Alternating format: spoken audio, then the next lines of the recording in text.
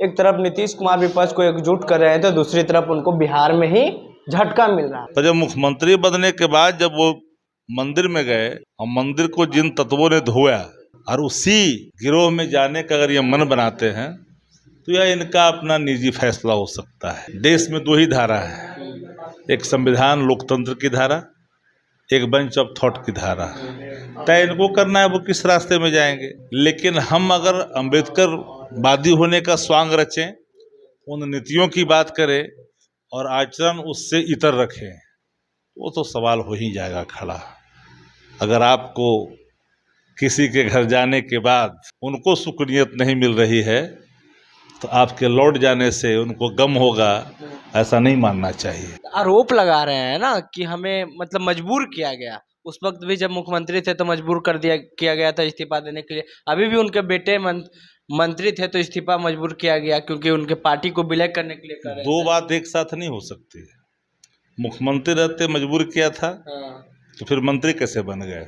अब सवाल दूसरा उठता है कि अगर इनकी कोई आकांक्षा है, जिस रास्ते को पकड़ना चाहते हैं, इनका व्यक्तिगत निर्णय गरीब लाचार बेबस मतदाताओं को प्रभावित नहीं कर सकता है।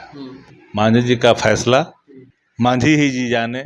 कह रहे हैं मांझी जी अभी भी हम महागठबंधन में ही हैं। जब पत्र में उन्होंने लिख दिया कि मैं आपके साथ आगे नहीं चल सकता, तो पत्र के मजमून ही बताते हैं कि आप एनडीए के पार्ट हो चुके हैं, महागठबंधन के साथ नहीं है।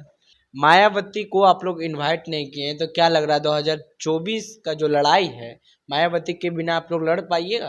कौन पॉलिटिकल पार्टी किन कारणों से किन परिस्थितियों में कहाँ खड़ी है, कौन तटस्थ है, कौन प्रत्यक्ष है, कौन अप्रत्यक्ष है, किसके साथ है, ये बात बताने की जरूरत नहीं है, देश जान रही है।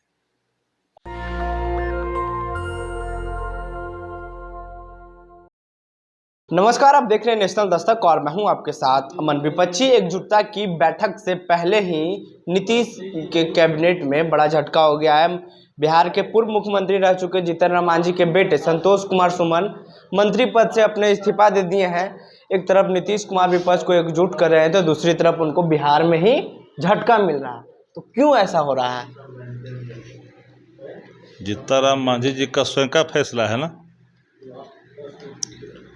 2014 में जब वो मुख्यमंत्री बने, आदरणीय नीतीश कुमार जी ने उनको बनाया, तो वो फैसला नीतीश जी का था। 15 में एनडीए में गए मांझी जी, वो फैसला मांझी जी का था। और जब मेरे यहाँ आए सुमन एमएलसी बना तो वो फैसला हमारा था। पर जब मुख्यमंत्री बनने के बाद जब वो मंदिर में गए और मंदिर को जिन तत्वों ने धोया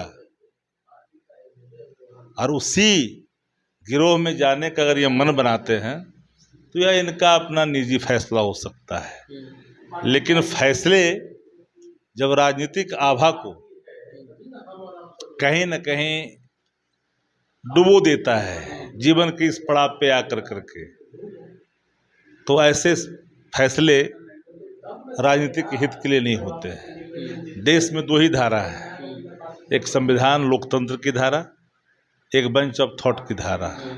तय इनको करना है वो किस रास्ते में जाएंगे।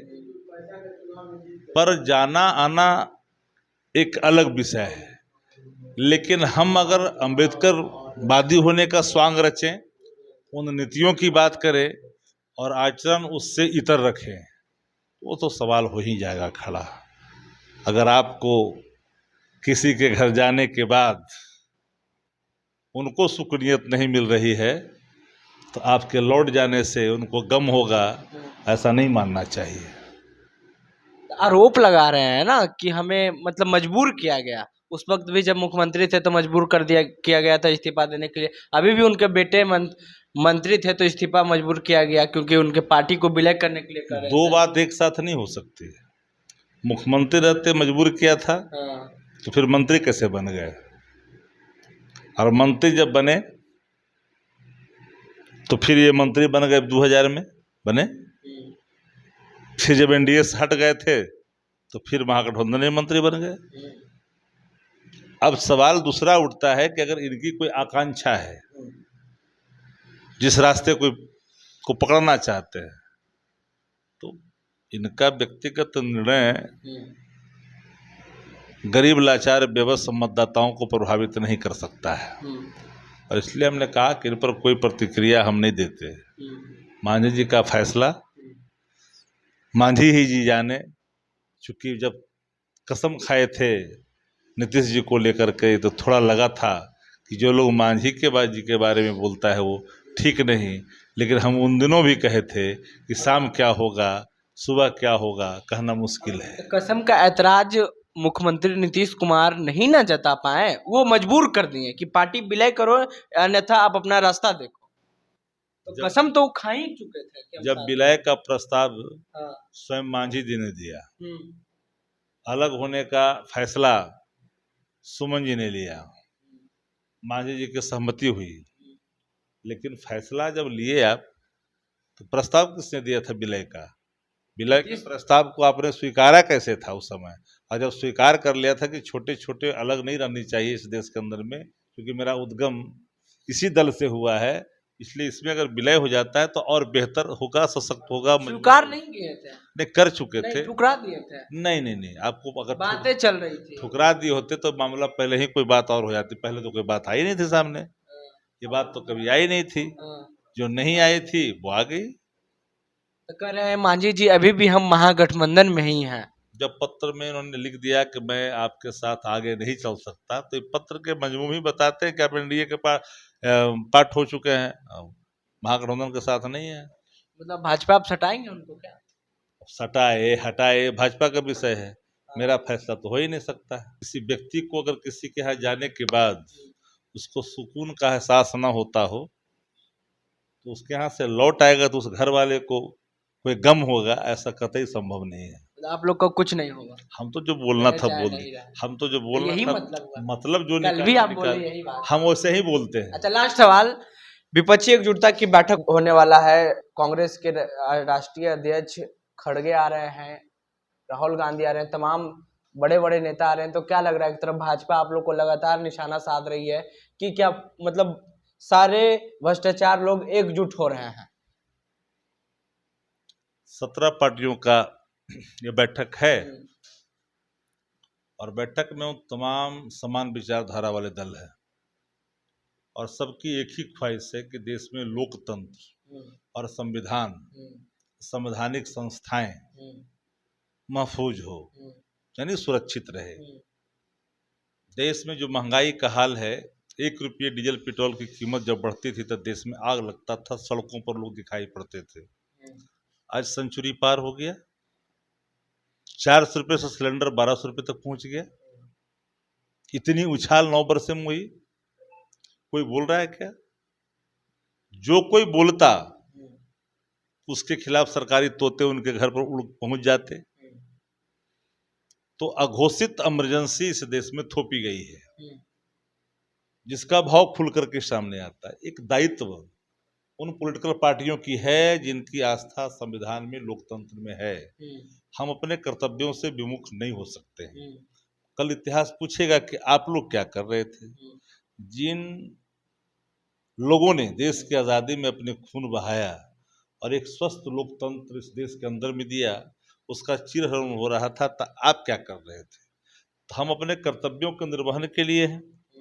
और ये सभी जो पॉलिटिकल पार्टियां हैं, आप लोग और पत्रकार की चर्चा मत करिए। सर्टेन नेशनल जो मेन स्ट्रीम की मीडिया है वो बिकी हुई है, दुनिया जानती है।